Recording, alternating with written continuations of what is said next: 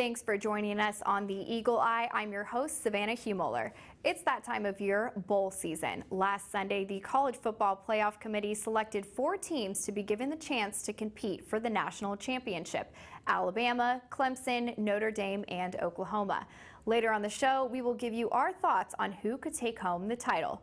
But first, North Texas football has had quite a season. After going 9-3 overall and 5-3 in conference play, they have accepted an invitation to play Utah State in the New Mexico Bowl. How did this season go for UNT, and what will happen to head coach Seth Luttrell? We will answer these questions later on the show. And with only a few weeks left in the NFL regular season, we'll tell you what teams could get a playoff spot, as well as our thoughts on the current NBA season. Stay tuned.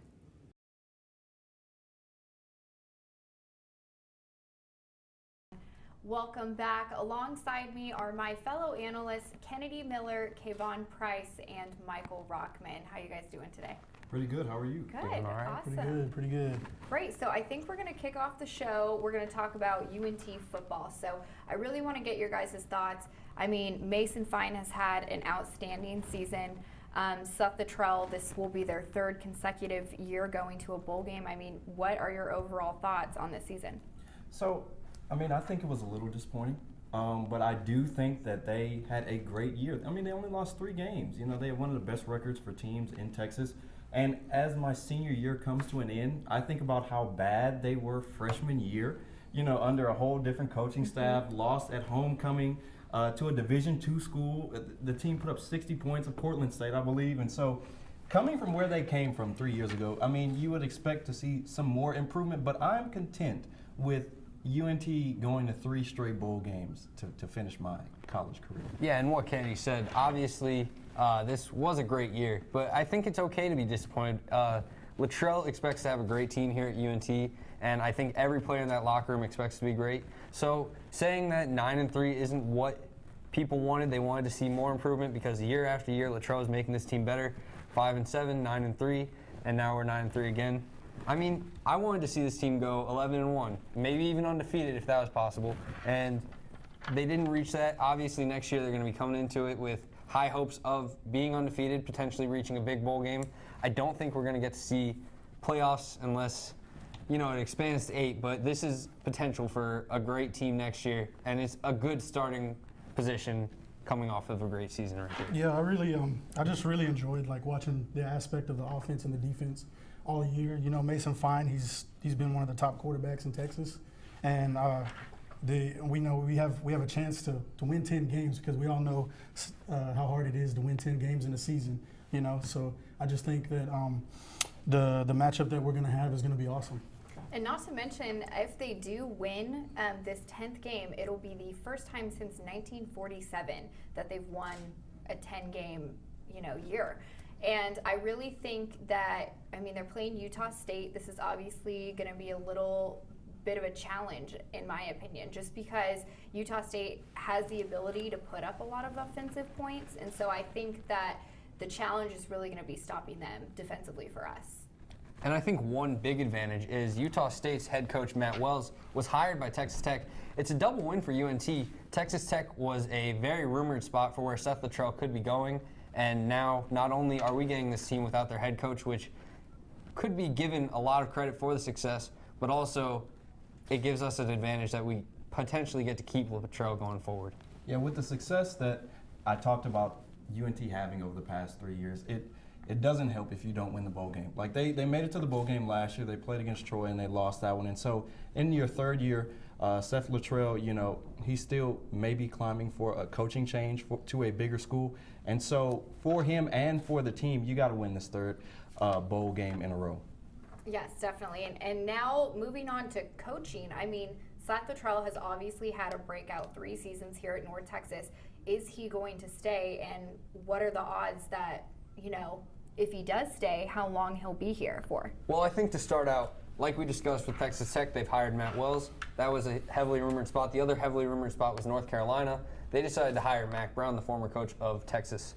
So I think there's still a chance Luttrell leaves. There's obviously many jobs out there that are definitely going to help out and will definitely pursue Luttrell. But I think we have a very strong chance of keeping him at least for one more year. And I would like to say that if we do happen to lose Luttrell, I think we have Graham Harrell. If we can just promote him right away to head coach, he's young, but I think he knows this offense, and I think he is a great leader inside this coaching staff. I agree. Yeah, I think with just the progression from the season that we had 3 years ago to now, to have those back-to-back seasons of 9-3, whenever you see a coach that can come in and just completely turn the program around, it's really hard sometimes to see them stay for more than that's kind of allotted that you would want them. So, I think I could possibly see him staying for another year. So to agree with him, I think the odds are high, but you can't fault him because we've seen plenty of coaches do this. Most notably, Tom Herman the past couple of years was an OC at Ohio State and goes down to Houston, turns around that mid-major and makes them a perennial powerhouse down there, and then takes the University of Texas job. All that we want to do is move up in the ranks of our professions, right? So if he were to be able to move to a Big 12 school, honestly, UNT might be a Big 12 school later on, but that's another topic for another day. But it's every coach's goal to work up in the higher rankings and get to those Power 5 conferences and to compete in big bowl games and maybe national championships. I think one thing to discuss is there might be some powerhouse programs or big conference teams that are a little concerned about the season we had. This team has continued to build, and as we touched on, it was a little disappointing to see 9-3. We expected the continued improvement. So maybe schools want to see if this guy can actually get that team to that next level, because that's what they want at these power programs. If you're going to a place like LSU, Alabama, Ole Miss, just a big school in general, they want to see that you can turn this school, which may already be solid at football, into a contender, and they didn't see that this year, so they may be waiting another year on the trail. I definitely think that based off of our game against Arkansas this year, that probably next season they'll be looking to play even more teams, even better than Arkansas, like you said, Ole Miss, different schools like that, just to see who North Texas can really compete against. And I think that they will eventually have more opportunity to show off what they have. 9-3 is a great season, and we went 5-3 in conference play, and I think next year a goal would really to bring a conference championship to North Texas. I think that would be an ultimate goal for us. Okay. Awesome. Well, coming up after this break, we will discuss college football and the upcoming national championship. Stay tuned. All right, welcome back. Kennedy, I'll start off with you. Alabama versus Oklahoma. They obviously, Alabama #1 spot, Oklahoma #4. What are your thoughts? Anybody who knows me knows I'm a big Roll Tide guy.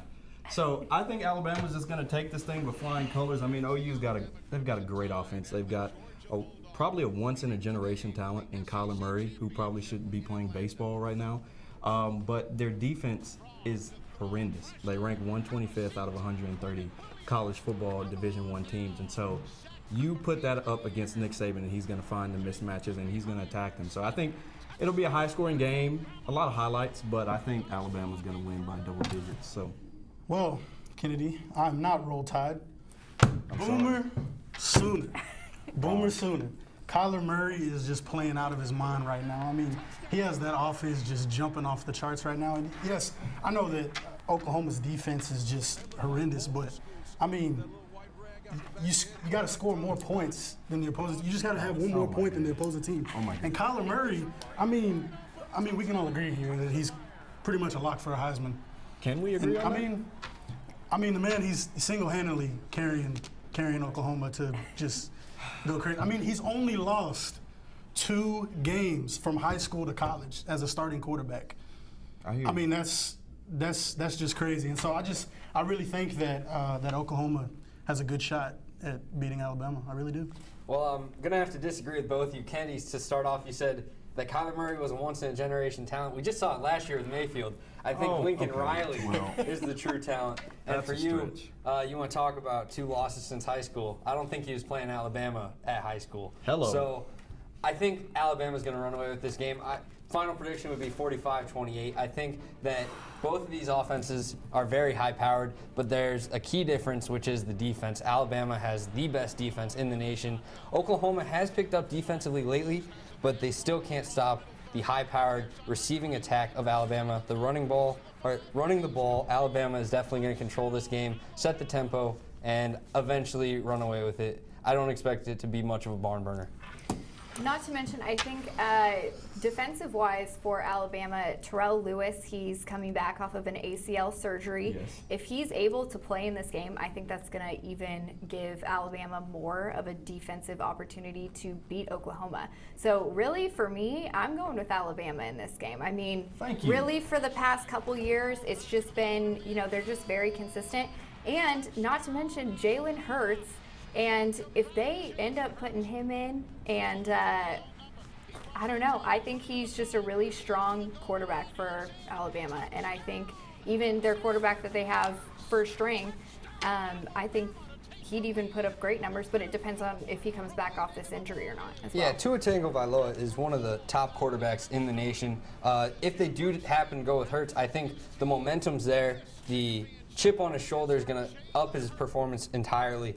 I think this Alabama team, it just shows how great Saban's done. It's not just the starters like a lot of colleges have. He's put a great roster in, and that's why Alabama has been dominant. It's why we see teams win the Super Bowl. It's because it's not just the 22 guys that are starting in the lineup. It's all 53 on the roster, all 70 in college. So, yeah, I mean, with guys like Jalen Hurts able to step up, they didn't have Terrell Lewis all season, and they've still had great production, whether it's Anfernee Jennings or their D-line with Quinnen Williams and Raekwon Davis. I mean, this team is full out just dominant, and I think that's one of the main reasons that we've seen them in playoffs every year that's happened, and I think they will continue to be successful. The number one seed's never won in the playoff era, but I mean, it's only been 3 years. It's a very small sample size, and I think that ends after this year.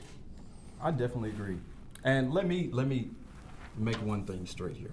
Whether it's Jalen Hurts, whether it's Tagovailoa, they're winning this thing fairly easily.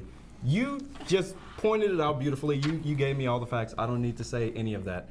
Nick Saban is the greatest college football coach ever. The way that Alabama does this, you said it, in and out. You can just plug in names. He's never had a quarterback like Mr. Tagovailoa, though. And I'm really proud that I've said that twice because I could not pronounce it for a long time. I can attest to that. But Tua Tagovailoa is the only competition that's going to be Heisman candidate worthy against Kyler Murray, and I'm excited to see them go at it if he's healthy. True. And so either way, I think they're going to win, but it'll be more of an entertaining matchup if you can see those two going at each other with Nick Saban on the sidelines. Okay, moving on. Clemson, Notre Dame. I mean, this is a very interesting matchup. We got number 2 and number 3 going at each other at AT&T Stadium, pretty local to here. I mean, what do you guys think? Who's going to take this one home? I think to start out, you got to look. Both teams have incredible run games, outstanding defenses. Both QBs have a lot to answer. Trevor Lawrence is a true freshman. He's had an amazing year, but he hasn't really had to be that guy. And then Ian Book took over midseason for the Notre Dame Fighting Irish and has been great. Wimbush wasn't really getting the job done. Putting in Book has really elevated this offense, but really, we're going to see which QB can really step it up. I think both teams are very even when it comes to the rest of the starting spots. So I want to see either Trevor Lawrence or Ian Book ascend into that next level of quarterback. Lawrence, he's a true freshman. Everyone's known him since his high school days in Georgia. He broke all of Deshaun Watson's records. Mm-hmm. He's now at Clemson trying to match Deshaun Watson's production. I want to see this guy take the next step. He's been an incredible true freshman, but I want to see him stop with the freshman comparison and just see how he is as an NCAA quarterback. Can he be that guy? Yeah, I like it. I think Trevor Lawrence, like you said, I think Trevor Lawrence is just kind of incredible. You know, just being a freshman, it's kind of hard because, you know, going into this playoff setting, we're going to really see, you know, how he's going to adjust to that. And I don't think it's going to have to be a huge adjustment. I just think, you know, the Dabo Swinney has, you know, coached him well enough to know, you know, that it's the playoffs and you're going to get it done. You've done it for us for these past, what is it, eight or nine games that he's been the starting quarterback taking over for Kelly Bryant. And on the Notre Dame side, Ian Book taking over. I think he's been excellent to that offense, and I just think both teams, it's going to be a pretty decent matchup. So who are you guys' predictions? I got Clemson winning. I think that defense is overpowered. I think Etienne and Tavian Feaster are incredible running backs. Lawrence is also, I expect him to take that next step. He's always been a big-time QB, performs well in big-time games, and I think he's going to continue to do that. Do you have Clemson as well? I do. I actually do. I think it's going to be a pretty close game, but I'm taking Clemson. I'm going with the Fighting Irish. I'm going with the Fighting Irish too. See, we're on the same page for both of these. It's a desk battle. It's a desk battle. I'm going with the Fighting Irish. Brian Kelly has done a tremendous job at Notre Dame, considering how many. It's almost like Stanford, how they have to struggle to recruit top guys because they keep up with their academic standards as well. So for him to do the job that he's done with this program, and many consider this Notre Dame team better than the team that went to the national championship in 2011 against Alabama. I think these Fighting Irish are legit. I think what they did against Michigan in the first week proved that they were legit, and to go undefeated throughout this entire year, I think they will be playing for second. We already predicted that. But I do think that they knock off Clemson here and Dabo Swinney and the mini dynasty that he's put down there in Clemson.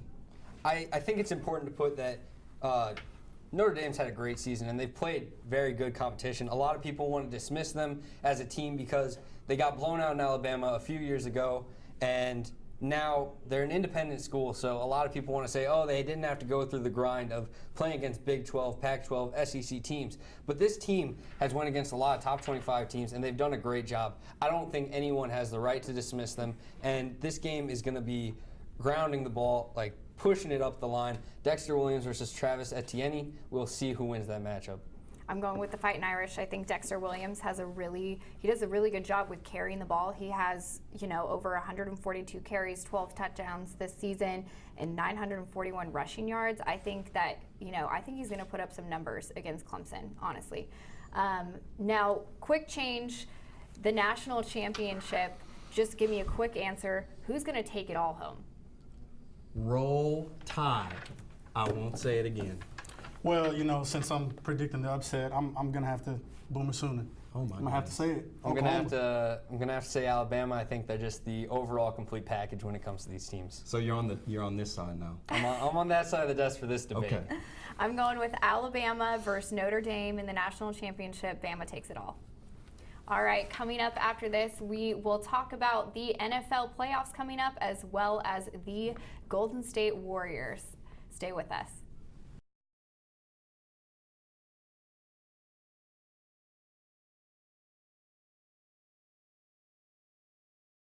Welcome back. We're going to kick off this round with, obviously the Golden State Warriors. I mean, are they in a lock to win for the West this year? No, they're not in a lock to win the West. They're not in a lock to win the NBA title. And I'm going to tell you why. Not just the best player in the NBA, but the best player ever. Joined forces in the Western Conference in Los Angeles. Now, I'm not going to make any predictions here. I'm not going to say that the Lakers are going to knock off the Warriors, but there has seemed to be trouble in paradise. In Golden State, we've seen the beef between Kevin Durant and Draymond Green. Injuries, Draymond has been out, Steph Curry's been out, just came back. It's a grind. Like, nobody is ever a lock to win, and a lot of times when we think that teams are guaranteed to win, something goes wrong. Absolutely. And so if you ask me what team is going to be there, I can't tell you what team is going to knock them off, but I will tell you they won't win. Yeah, I mean, the Warriors, they're having their struggles right now, but when Curry's starting to make his comeback, and then when Draymond gets back, it's go time, because we know that Draymond is the glue that kind of holds that team together. And then Steph, he controls the clock, he manages that. He helps the team just kind of focus in on what they need to do offensively. But Draymond on the defensive side, because like you were telling me today, defense wins those championships, and the Warriors have that. One of the only teams right now that are just still playing great defense and offense. I know they're having their struggles right now, but I mean, it's only 20 games into the season. It's still a long season. It's an 82-game season. I want you to rewind the show a little bit and take a look at Kennedy staring me down while he gave me that pitch. That's right. He knows I'm against him on this matter. That's right. And it's because he's foolish. I tell you what.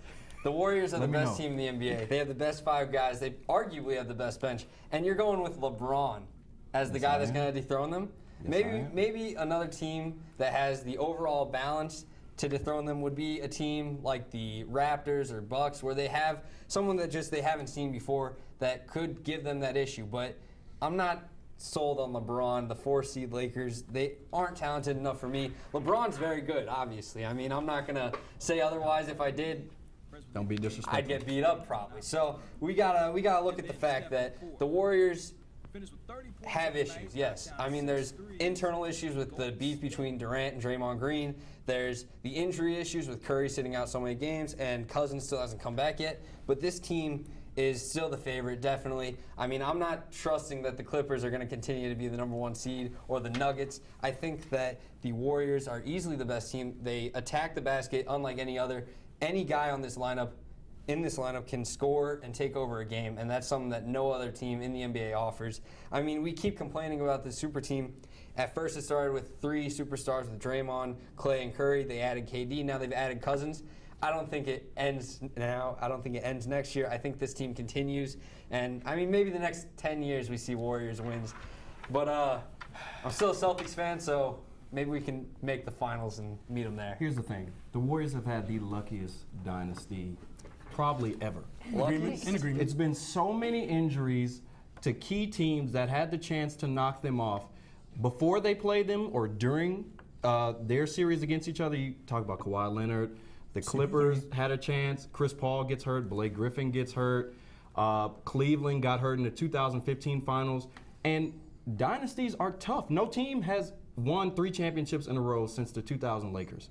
Okay, so it's not like, these things just come and go. It's going to be a grind for them. And barring no injury, the West is tough. And teams scheme against you now. So they take a look at what you do well, and they try and go against you. You got teams like Oklahoma City, Memphis, Utah. You like the Nuggets. I like the Lakers. That's 6 teams. I'm not saying all of these teams will beat them, but come playoff time and playoff series, it's going to be a grind for Golden State to get out. And then you're a Celtics fan. So, I mean, they're not playing well right now, but if I were to put money on anybody, I'd say Boston. I'd say Toronto, Kawhi Leonard, who almost single-handedly beat them last year, 2 years ago, in Game 1 before somebody stepped on his ankle. Yeah. I think it's important to note, though, that the Warriors have changed the game of basketball, and everyone's trying to catch up to them. They're still in the lead. This is like watching, I don't even know what a good comparison is. I mean, this is just such a dominant juggernaut performance that the Warriors, I mean, right now, we're getting hyped at the fact that they're ranked 5th in the West, and that's still in playoffs. That's still a very good spot to have. I mean, and we're celebrating while they've had an injured point guard, an injured center, and beef inside the locker room. This team is far and ahead the best talent-wise on paper, and they've proven it on the court year after year. So I don't think it just changes all of a sudden because of some drama. Yet, in 2016, we saw that same dominant team have the best dominant record ever at 73 wins and 9 losses, and got beaten by a dominant player. It ain't happening, folks. Guys, at each other's throats here. All right. Let's move on to NFL then. So the Texans have had a 9-game winning streak. Cowboys 4. The Chargers beat the Steelers the other night. Makes me happy. I mean, what are you guys thinking right now as far as teams go? Who would make really good playoff contenders? Well, I don't think you ever want to, count out the New England Patriots, obviously. They're a dynasty just like Alabama, as I mentioned. Bill Belichick and Nick Saban are best friends. Just wanted to point that out there. So, I mean, New England's always going to be there, especially coming down the stretch. They're like 1 game behind Kansas City, fighting for that home field advantage. If you have to come to Foxborough to play them to get to the Super Bowl, I think New England is going to get there. I do like teams like the Chargers. The Steelers have the talent. I don't know if they have the right locker room and the right head coach at this point to get there. And then on the NFC side, it's kind of wide open. The Rams are a really good team, but it's something about them that I am not sold on. I just don't think that they'll get the job done. You got teams like Dallas. I'm a Cowboy fan, but I'm not saying this as a fan. I think they have the recipe and the right team for an upset. I don't know if they'll make it all the way to the Super Bowl, but they have enough to knock off a team that is supposed to beat them. So AFC, I would say the Patriots, and then NFC, I guess if I had to say the team, I'd say the New Orleans Saints. They've been playing really good, and if you have to go to the Superdome to play them, it's really tough in there. Yeah, I like it. I'm kind of thinking about an NFC team that I kind of like is the Seahawks. They've slowly been starting to get their groove back. They're 6-5 right now, but the last game that they played was really dominant. And Russell Wilson, he's still doing his thing out there. He's a great quarterback leading a team over there with Pete Carroll. And as far as AFC, I'm in agreement with you. The road is always going through Foxborough. And What happened to your Texans? hey, man, we're on a 9-game win streak, man. I think we do have the tools to beat them, but it's still hard because Brady's just a magician, man. He talked some hot stuff earlier about the Houston Texans being look, the team to beat. Look, they're one of the teams. The cameras got on. They are one of the teams to beat. They are one of the teams to beat. Oh wow! I see how you are. They are one of the teams to beat. I hear you. In the AFC. I hear you. Okay. Okay. So, with that being said, I do think my Texans have the tools to beat So who's gonna win? the Texans. So now we switch back. Now we switch back. Look, go ahead, Mike. So I think one thing to consider here is the fact that in the NFL, there are no certainties. I mean, you can listen to Colin Cowherd talk about how the best QB always wins in playoffs, but we've seen guys like Eli Manning, Joe Flacco get hot when it comes to the postseason. So guys like Dak Prescott, Mitchell Trubisky, you can't just dismiss them right away. These teams are very talented, and as long as the QB performs, we're going to see very good games.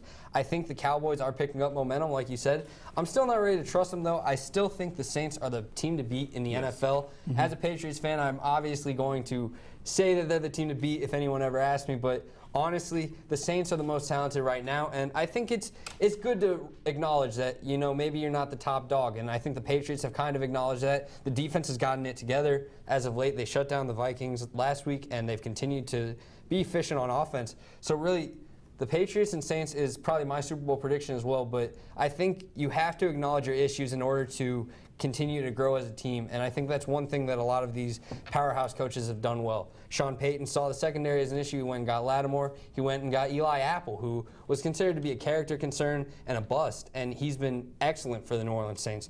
And the Patriots, Brian Flores has come in and fixed this defense. It's not entirely fixed, don't get me wrong. I'm sure there will be issues, but I mean, he's shown that this team can compete with contenders. And there's still teams like the Vikings that if they get that momentum going late season, they could definitely be one of the best teams. Coming into the season, I think they were one of the favorites out of the NFC. So as long as they're there, they have as much of a chance as anyone else. And I think that's one big thing is you can't dismiss any team. All 12 are going to be going for this title, and they're going to have a chance. Well, Michael Rochman, Kevon Price, Kennedy Miller, thank you guys for coming on today. We will see you next time right here on the Eagle Eye.